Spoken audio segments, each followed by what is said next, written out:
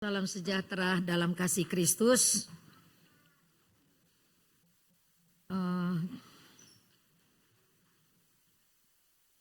Saya bersyukur kepada Tuhan ya, walaupun hujan kita bisa ada di dalam rumah Tuhan. Kita bukan kambing yang takut hujan gitu ya, tapi kita cinta Tuhan, maka kita mau ada di rumah Tuhan ya. Saudara, kalau kita cinta Tuhan, kita sungguh-sungguh mengasihi Dia. Jam-jam ibadah yang kita udah klaim gitu untuk kita ibadah, kita akan hormati.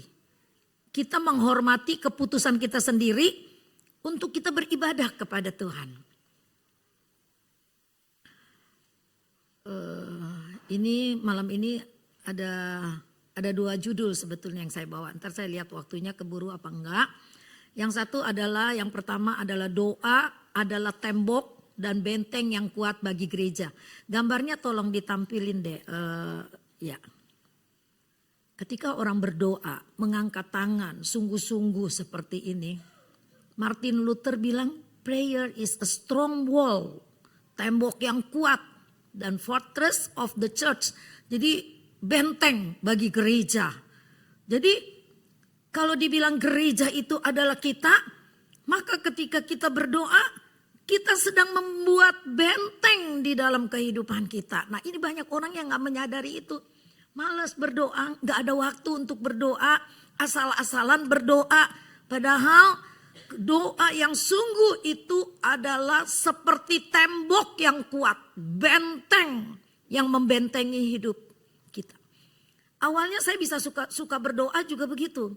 Saya merasa ketika saya berdoa saya sedang membangun sebuah tembok. Jadi ketika hari ini saya belajar berdoa sekian 5 menit temboknya segini. Ketika saya mulai lagi 10 menit temboknya segini. Ketika saya belajar lagi 15 menit temboknya segini. Itu semua dimulai dari latihan. Enggak tiba-tiba saya udah sekolah Alkitab. Saya udah bisa berdoa berjam-jam. Enggak juga. Jadi dimulai dengan latihan sedikit demi sedikit dan ketika kita mengalami mujizat Tuhan, itu yang membuat kita ketagihan untuk berdoa. Ketika kita merasakan bahwa doa saya dijawab, itu membuat kita ingin, Tuhan saya ingin berdoa. Tuhan jawab apa enggak, saya ingin berdoa. Karena saya tahu ketika Tuhan jawab cepat, memang itu waktunya Tuhan. Ketika Tuhan belum jawab, Tuhan bilang tunggu, memang itu waktunya Tuhan. Jadi kita menyadari itu, kita gak kecewa ketika doa kita belum dijawab oleh Tuhan. Sebelum saya baca Alkitab, sebelum lanjut firman Tuhan, saya mau kasih kesaksian gini. Waktu seminar kemarin, yang si Acun itu bawa, saya gak tahu udah saksikan apa belum. Kalau udah maaf, kalau yang udah dengar, mudah-mudahan yang belum dengar bisa diberkatin ya. Jadi dia tuh ada ketika dia datang ke sini Indonesia dari Penang, dia bawa titipan orang obat. Tadinya dia nggak cerita kepada saya kalau dia bawa obat, kan kita dibagi goodie bag yang ada tulisan Medisco itu kan. Jadi obat itu dia masukin ke goodie bag Medisco itu, dia duduk di sebelah saya sederetan. Ketika pulang kan kita foto-foto, dia lupa. Dia ingat-ingatnya udah malam, udah jam 10 malam dia telepon saya. Wah, obat itu ketinggalan. Aduh, kata saya ini udah malam nggak bisa cari, tapi saya tetap hubungin anak pastori. Minggu pagi dia datang. Saya udah bilang dia jangan datang, kita ibadah gak mungkin bisa cari. Karena kalau ibadah kursi udah disusun, kalau ada barang ketinggalan itu ketahuan. Kata saya kamu jangan khawatir karena barang itu tidak akan hilang. Nanti pasti ada yang simpen. Tapi dia gak yakin. Enggak, itu obat saya mesti ketemukan karena itu obat. Pokoknya dirupiahkan kali 4.000, 112 juta itu obat. Obat kanker 3 orang yang nitip. Dia bilang nilainya begitu, saya berdoa sama Tuhan, Tuhan jangan sampai nama Tuhan dipermalukan, ketinggalan di gereja hilang. Udah gitu kan orangnya juga saking tanggung jawabnya begitu besar, dia bilang begini, ini handphone saya ketinggalan di airport, di WC, ketemu loh. Masa barang saya ketinggalan di gereja hilang, dia bilang. Saya dengan yakin bilang gini, enggak hilang, yakinlah. Nah, ketika ditemukan, kamu pulang aja ke Medan. Dia kan harus pulang ke Medan dari sini. Dia gak pulang ke Medan, ke Penang, dia ke Medan. Saya akan cari sampai dapat, pasti ke bawah orang, kata saya gitu ya. minggu pagi itu setelah anaknya telepon saya, Tante Nila tolong bilang mama bohongin obatnya sudah ketemu. Supaya dia mau pulang gitu. Karena kan anaknya juga pusing ngadepin mamanya. Minggu pagi itu kan kita ngadep ke Tante Grace supaya dibuka CCTV. Kita pengen tahu, Anda tahu ada yang kebawa. Terus dia taruh aja di rumah dan dia nggak lihat dalamnya isinya apa gitu. Kan bisa aja terjadi seperti itu. Misalnya kita ketemu obat kita ambil, kita berani minum nggak? Bisa koit loh. Ya, itu nggak tahu obat apa kita main minum gitu. Pasti dipulangin. Saya jelasin sama dia begitu, nggak ngerti. Saya mau berdoa katanya. Ya udah, saya pikir dia mau berdoa, Tuhan Yesus tolong gitu. Jadi dia mau berdoa. Terus saya bilang Yuyung, mamanya Leo, Yung ikutin. Saya masih ngomong di pastori, dia ke gereja, di depan mimbar dia berdoa. Omitohut, ametaba gitu ya. Karena dia agamanya Buddha. Terus saya udah gak peduli lah, pokoknya berdoa sesuai dengan keyakinan dia. Aku berdoa dengan keyakinan aku dalam hati saya gitu. Ketika obat itu ditemukan, kan saya nganterin dia ke PIK, jam 1 saya balik, kata Ani cepet balik, di pastori kita mantengin itu CCTV. Aduh udah kayak detektif, mantengin CCTV di pastori, kameranya banyak yang rusak dan tidak terekam di bagian depan yang kita duduk itu gak terekam. Tiba-tiba si Rio anak Ibu Yung bilang, Mah coba telepon Om Buce. Biasanya barang ketinggalan disimpan sama Om Buce. Oh iya dia yang terakhir betul. Ketika saya telepon Buce ketawa ngakak. Emang saya simpan, aduh Buce kita udah kalang kabut. Dia gak tahu saya tuh stresnya kayak apa. Ya, kasih tahu saya lah Bu Nila nih ada barang ketinggalan. Siapa suruh nanya saya, katanya ya udahlah aku yang salah lah. Aku yang salah. Ketika saya bilang sama dia obatnya sudah ketemu. Wah dia senang bukan main. Tapi besok paginya dia baru WA saya. Dia bilang gini, Tuhan Yesusmu baik. Doa saya didengar, obat ketemu. Luar biasa kan ya. Padahal dia doanya di depan mimbar, Omitohut, Amitabha. Ya, tapi Tuhan tolong juga dia karena Tuhan tidak mau namanya dipermalukan. Ya dia mungkin sungguh-sungguh berdoa dan saya juga sungguh-sungguh berdoa. Tuhan, saya tuh sambil ngobrol sama dia, aduh Tuhan siapa sih yang kebawa, tolonglah diingatkan begitu ya. Nah kalau 1 bulan yang lalu ketika saya bawa khotbah tentang alasan mengapa kita berdoa, di situ kan saya ada kasih kesaksian di mana orang beli gedung di sebelah gereja, gedung itu direnovasi mau dibuka kelab malam 24 jam. Gereja dalam krisis iman, artinya nggak setuju, di samping gereja dempet lagi temboknya dan itu mau dibuka klub malam 24 jam. Umat berdoa sungguh-sungguh berpuasa, akhirnya renovasi udah mau selesai, Tuhan jawab doa mereka dengan cara apa? Ada kilat yang besar, angin ribut kayak sekarang nih pohon tumbang, tapi dia punya bangunan yang udah hampir selesai gitu ya, itu roboh. Kan kita nggak pernah sangka itu ya. Dan itu kata pendeta itu kejadian nyata di London. Sekarang di London juga sedang mengalami kegerakan di mana yang tadinya bilang gereja sudah jadi masjid dijual kepada mereka, akhirnya dijadikan masjid. Banyak sekali terjadi di London dan orang-orang London udah nggak beriman kepada Tuhan. Tapi sekarang ada satu gerakan yang luar biasa, mereka mulai bangkit lagi, mereka mulai beribadah lagi kepada Tuhan sejak si Charles apa namanya? Charles Kirk itu hebat. Luar biasa. Charles apa? Oh ya, sejak si Charles itu meninggal jadi martir, kegerakan yang luar biasa anak-anak muda ke gereja. Ketika Musa memimpin bangsa Israel berperang, kalau dia berdoa ngangkat tangan begini, bangsa Israel menang loh. Lama-lama sebagai manusia dia juga capek dong ya begini terus ya. Terus akhirnya tangannya turun, nanti bangsa Israel kalah. Tapi ada Harun dan Hur yang akhirnya tanggap dengan situasi itu, mereka menopang ini. Tangan Musa ditopang kiri kanan oleh Harun dan Hur sehingga tangan ini terus terangkat kepada Tuhan dan orang Israel menang. Bicara apa? Satu kesatuan di dalam doa itu mendatangkan mujizat yang luar biasa. Amin. Mau gak kita bersatu dalam doa? Saya senang sekali minggu yang lalu banyak 51 orang katanya, ada yang hitung, semua datang berdoa. Mari kalau kalian punya beban berat, punya persoalan, punya kegalauan, punya kekhawatiran, datang di dalam doa puasa itu. Saya ngajarin puasanya juga ringan banget, tapi kalau nggak kuat ya nggak apa-apa, nggak usah sampai sore lagi. Saya aja juga sekarang kan lambungnya lagi banyak gangguan, saya juga nggak kuat sampai sore, tapi saya belajar dari sore itu sampai selesai ibadah, saya dalam keadaan puasa begitu. Terus dalam keadaan puasa itu kita harus ada satu hubungan dengan Tuhan, kita berdoa. Nah itu melatih kita untuk kita menjadi kuat. Seperti Martin Luther bilang, prayer is a strong wall.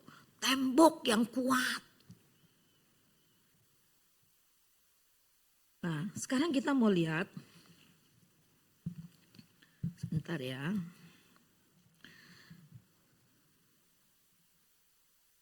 Yang lalu saya bilang gitu, alasan mengapa kita berdoa, karena doa merupakan sarana di mana melalui doa iman kita dipertaruhkan dan melahirkan mujizat. Terus kenapa kita, tekun doa itu bagaimana sih? Artinya kita mencari kesempatan walaupun di dalam kesempitan. Artinya ketika kita repot sebetulnya kita gak punya waktu, tapi kita tetap siapkan waktu untuk kita berhubungan dengan Tuhan. Ya, terhubung selalu dengan Tuhan. Makanya ketika kamu nyetir,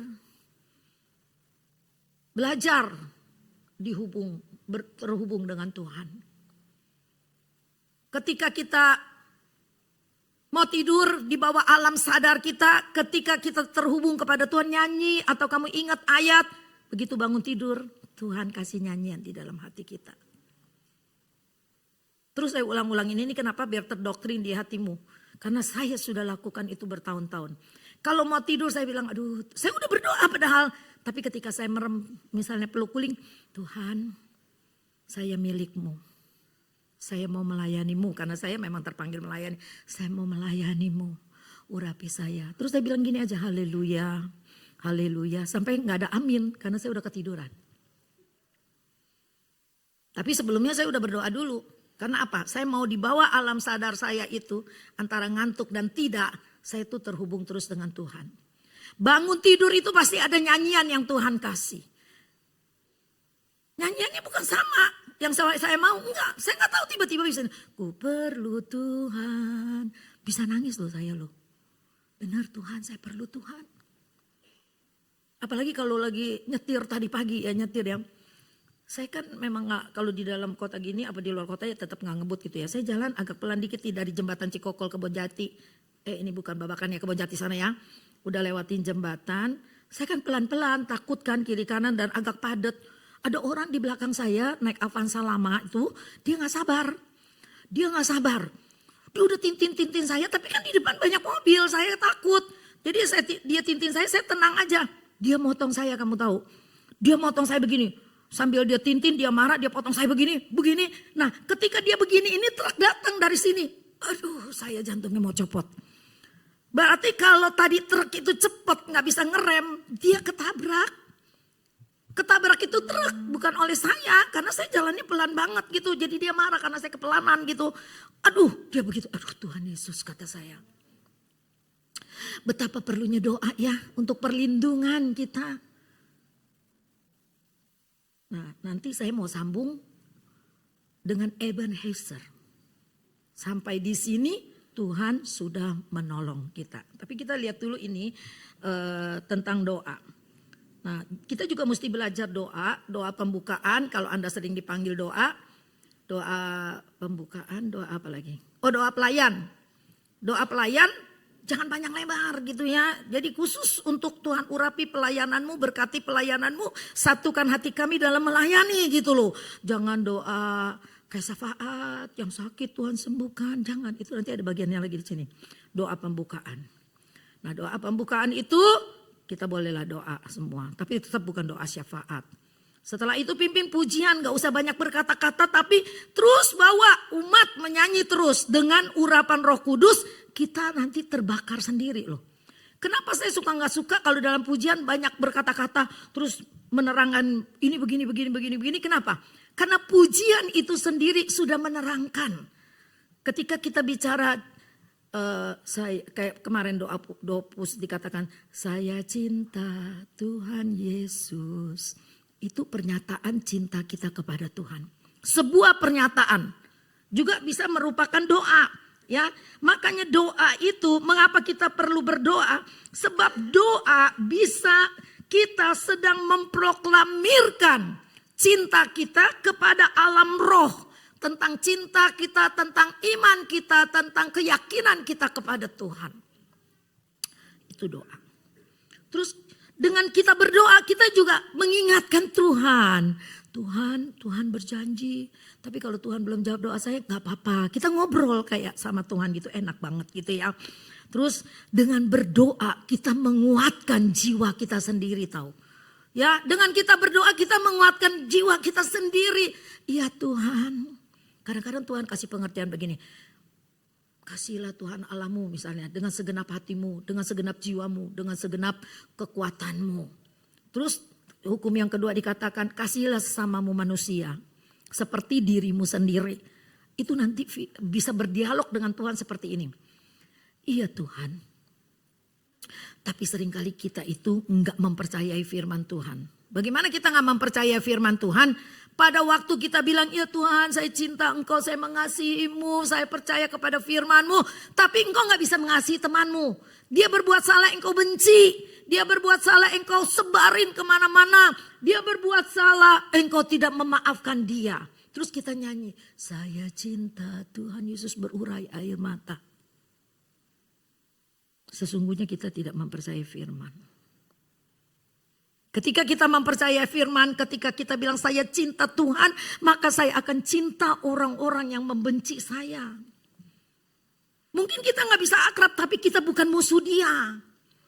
Kita bukan musuh dia. Mungkin kita berbeda pendapat dengan suami sampai timbul rasa benci. Terus kita gak mau ngomong, ada orang yang sampai bertahun-tahun gak ngomong. Perkawinan itu bukan untuk jadi musuh. Ya, untuk kita saling melengkapi satu dengan yang lain. Ya, itu doa yang sangat-sangat penting di dalam kehidupan kita. Ayo kita mau lihat Ebenezer. Saya senang banget nih ya. Ini akhir tahun. Ebenezer itu kira-kira gitu ilustrasinya begitulah. Bangsa Israel menang melawan orang Filistin. Nah, ketika menang, Musa bersyukur kepada Tuhan, dia meletakkan satu batu di situ. Kita baca ayatnya 1 Samuel 7 ayat 12. 1 Samuel 7 ayat 12. Kita baca sama-sama 1, 2, 3. Kemudian Samuel mengambil sebuah batu dan mendirikannya antara Mispa dan Yesana. Ia menamainya Ebenezer. Katanya sampai di sini Tuhan menolong kita. Nah kita belajar, maaf ya. Kita belajar kenapa? Kita sering nyanyi Ebenezer. Kita ngerti gak arti selanjutnya tuh Ebenezer apa? Kadang-kadang kita berpikir gini. Ebenezer sampai di sini Tuhan sudah menolong kita, ya udah. Tuhan sudah tolong kita. Padahal seperti tadi menang. Atau Anda menang dari persoalan, atau Anda bisa mengampuni orang sehingga Anda merasa luar biasa bahagianya karena bisa mengampuni orang yang membenci kita. Kita bisa katakan Ebenezer. Peperangan batin itu Anda sudah menangkan. Ebenezer, sampai di sini Tuhan sudah menolongku. Nah, kita lihat di sini. Kalau hidup ini seringkali kan mau penceramah, hamba Tuhan seringkali bilang hidup ini adalah sebuah perjalanan yang panjang. Nah, hidup ini kalau sebuah perjalanan yang panjang berarti ada mungkin mendaki gunung, atau mungkin menuruni lembah, atau mungkin melewati sawah-sawah gitu ya. Pernah saya ke Rangkas Bitung, melewati sawah-sawah, demen sekali rasanya, mata sehat gitu ya. Terus mungkin kita menaiki bukit, menyeberangi parit ya, menyeberangi sungai atau menyeberangi laut. Tentu kita nggak berhenti di jalan. Kita akan terus berjalan sampai kepada tujuan. Tapi di dalam sebuah perjalanan itu ada saat-saat kita berhenti sejenak. Kita merenung. Sampai di sini Tuhan sudah menolongku. Artinya gini, misalkan, gak sangka ya aku bisa sampai di Jogja. Misalnya gitu. Misalnya mau ke Solo, udah sampai di Jogja. Gak sangka aku bisa sampai di Solo. Terus kita bilang terima kasih Tuhan. Sampai di sini Engkau sudah menolong saya. Perjalanan saya bisa sampai ke Jogja dengan selamat.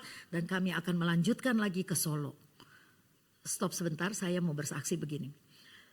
Kan kaki saya ini lagi sakit sebelah kiri. Terus dikasih obat nih sama dokter saraf ceritanya. Saya gak tahu kalau obat itu ngantuk luar biasa. Pagi masih sempat besuk nih, besuk El, besuk Chandra, besuk Herlina, besuk Dewi gitu ya. Terus pulang kok saya rasa ngantuk banget gitu loh. Padahal baru jam 11 tuh. Karena jam 8 tuh saya udah ngunjungin ke rumah sakit. Jam 11 tuh saya ngantuk. Terus saya bilang Tuhan, aduh ngantuk banget saya mau tidur Tuhan. Saudara tahu saya tidur, saya gak bangun-bangun. Sampai kan di rumah sendirian. Sampai jam 5.30 ketika saya bangun saya kayak orang kaget. Saya bangun, jam 5.30? Udah sore.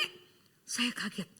Langsung saya berseru begini, Tuhan terima kasih masih dibangunin sama Tuhan. Kenapa? Ketika tidur itu saya gak mimpi apa-apa, tapi saya gak tahu apa-apa. Kan kalau tidur kan kita ada masih mendusin, aduh kepanasan gitu kan, terus kita tidur lagi. Ini enggak loh, tidur bablas sampai jam 5.30. Ketika bangun, Tuhan terima kasih. Mungkin itu kali ya orang yang tiba-tiba dipanggil Tuhan naik ke surga gitu ya. Terus udah gak ketemu lagi sama siapa-siapa. Saya terpikir sampai kayak begitu loh. Terus saya bilang Tuhan terima kasih. Makanya saya ingat Ebenezer, sampai di sini Engkau tolong saya. Engkau masih bangunkan saya dari tidur. Berarti Engkau masih mau pakai saya untuk melayani. Terus saya nangis, saya berdoa Tuhan. Sisa hidup saya mau melayani Tuhan. Biarlah saya hidup dari pelayanan itu. Cuma gitu doang doanya. Saya bersyukur kepada Tuhan. Jadi di dalam sebuah perjalanan hidup kita, pasti ada saat di mana kita merenung. Nah ketika kita merenung itu kita bersyukur. Iya ya, tahun 2019 waktu COVID, aduh gak ada penghasilan, gak ada duit, bingung. Tapi kok bisa lewat sampai tahun 2025. Sekarang usaha maju, bisa beli mobil misalkan. Atau bisa beli motor. Atau bisa nyekolahkan anak bisa kuliah. Terima kasih Tuhan. Itu namanya Ebenezer. Ada sebuah Anda berhenti dari tengah-tengah perjalanan Anda. Terus Anda bersyukur kepada Tuhan. Nah Musa begitu. Ketika memimpin bangsa Israel melawan memimpin bangsa Israel melawan bangsa Filistin dan menang. Ketika Musa bilang, engkau bertobat kembali kepada jalan yang benar, lupakan ilah-ilah. Mereka kan berkali-kali hianat rohani, di mana suka menyembah patung-patung gitu kan. Nah, ketika menang, mereka tinggalkan semua, mereka menang. Musa menandai dengan sebuah batu, Ebenezer. Sampai di sini Tuhan sudah menolong kita, bangsa Israel. Sekarang kita bilang gini, Ebenezer, sampai di sini Tuhan sudah menolongku. Ini kita 1 bulan lebih lagi, seminggu akan mengakhiri tahun 2025. Mari kita merenung apa yang sudah kita buat Tuhan. Apakah sepanjang tahun 2025 ini Anda setia? Apakah Anda lebih setia dari tahun 2026? Atau Anda kurang setia? Yang tahu cuma Anda dan Tuhan. Saya sebagai hamba Tuhan cuma mengingatkan, mari kita merenung, kita berhenti sejenak, berdoa kepada Tuhan, melihat ke atas, terus menelaah yang lalu, flashback kepada yang lalu menengadah ke atas, berdoa kepada Tuhan. Terima kasih Tuhan Ebenezer. Lalu lanjutkan perjalananmu. sampai nanti di tempat tujuan. Itu artinya Ebenezer. Bukan berarti sampai di sini Tuhan menolong, terus besok-besoknya kamu lupa kebaikan Tuhan, lupa tidak setia lagi kepada Tuhan, lupa untuk melayani Tuhan dengan sungguh-sungguh. Mari kita lebih sungguh lagi mengenal Tuhan. Lebih cinta lagi kepada Tuhan ya. Jadi perasaan-perasaan yang seperti itu muncul di saat perhentian. Ketika Ebenezer kita meletakkan batu itu, disitulah kita merenung kebaikan Tuhan. Aku mau setia Tuhan. Kemarin aku kalah, tapi hari ini Tuhan ingatkan. Aku berdoa Tuhan kuatkan aku dan aku mau melanjutkan perjalananku dengan satu tujuan. Aku harus menang, nggak boleh kalah. Memang gak gampang memaafkan orang, gak gampang untuk cocok dengan orang yang kadang-kadang bikin kita sebel, bikin kita greget gitu.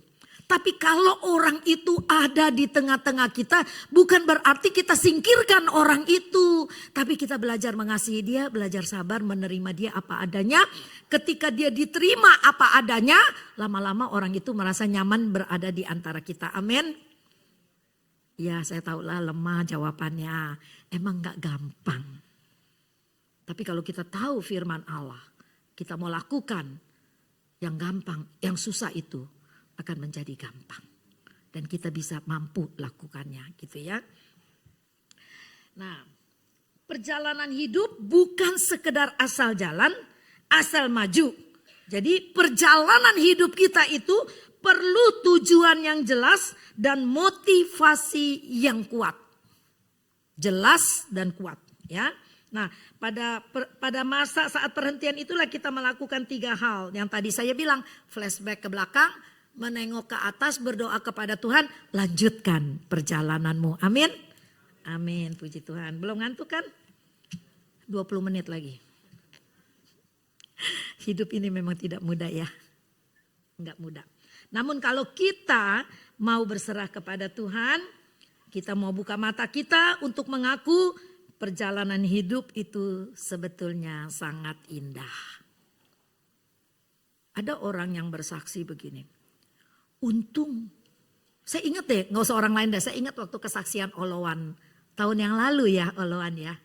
Dia dipindahkan dari divisi yang rasanya dia suka ke divisi yang gak suka, benar gak?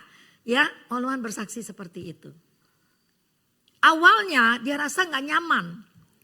Tapi ketika dia dipindahkan di sini, ternyata di sini terjadi sesuatu. Oloan bersyukur kepada Tuhan. Dia sudah dipindahkan kepada divisi yang baru. Itu Ebenezer, Tuhan sudah menolong Oloan sampai di titik itu. Dan dia nyaman sampai hari ini. Amin. Oloan ya. Jadi saya tahu Anda juga banyak kesaksian-kesaksian yang luar biasa. Ya, Tuhan sudah menolong dengan luar biasa. Papanya Yosef sekarang tekanan darahnya normal ya, Sep ya. Trombositnya gitu ya. Itu luar biasa. Kekuatan doa itu emang luar biasa. Kalau belum waktunya Tuhan pasti ada jalan. Tuhan akan sembuhkan. Ya, jadi mari selama kita masih bernafas kita setia kepada Tuhan. Jangan udah megap-megap baru setia kepada Tuhan. Udah kakinya gak kuat, aduh Tuhan aku mau melayani Tuhan. Padahal kakinya udah kecil, udah kayak kelingking kakinya. Dia janji mau melayani Tuhan. Waktu kuat, waktu sehat, lupa. Ya, terus mari kita menghargai umur yang masih Tuhan berikan buat kita. Saya kok beberapa hari ini merenung begini. Kata Musa, Mazmur 90 ayat 10 sampai 12 gitu ya. Umur manusia itu 70 tahun. Terus aku ngitung. Umur saya tahun depan sekian Tuhan. 67 tahun. Aduh kalau 70 tahun tinggal 3 tahun lagi Tuhan gitu ya. Saya berhitungan sama Tuhan gitu. Ketika saya berhitungan begitu saya gak takut. Wah saya harus mempersiapkan diri. Terus besokannya ngapain mempersiapkan diri. Berjalan aja dengan normal. Yang penting aku makin cinta Tuhan. Jadi berdialog dengan Tuhan tuh indah banget. Jadi akhirnya ada sebuah pengharapan. Jadi ketika kita berdoa, doa itu menguatkan pengharapan kita loh. Engkau berharap apa? Mau punya rumah. Ketika engkau berdoa, berharap kepada Tuhan, doamu itu menguatkan pengharapanmu bahwa satu kali nanti Tuhan pasti kasih rumah.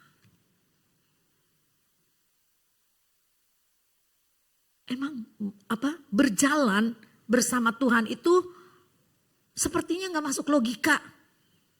Orang disuruh berharap sebetulnya gak bakal tercapai pengharapan itu. Nah manusia seringkali memvonis begitu. Gak bakalan lu bisa beli rumah dengan gaji sekian. Tapi kalau Tuhan buka jalan, tahu-tahu ada yang mau bayarin DP-nya. Terus kreditannya gak mahal. Tahu-tahu memiliki rumah. Walaupun mesti kredit 10 tahun ya. 25 tahun. Dari anak kecil sampai dewasa. Utangnya belum habis. Ya. Tapi punya rumah akhirnya. Yang penting kalau kita punya utang kita bayar gitu ya. Supaya kita menjalani hidup yang baik gitu ya. Puji Tuhan, saya mau kita merenungkan Ebenezer. Apa yang Tuhan sudah buat, apa yang sudah Tuhan tolong. Ada orang yang bilang begini, saya breakdown gitu ya, dia punya friendship tiba-tiba putus.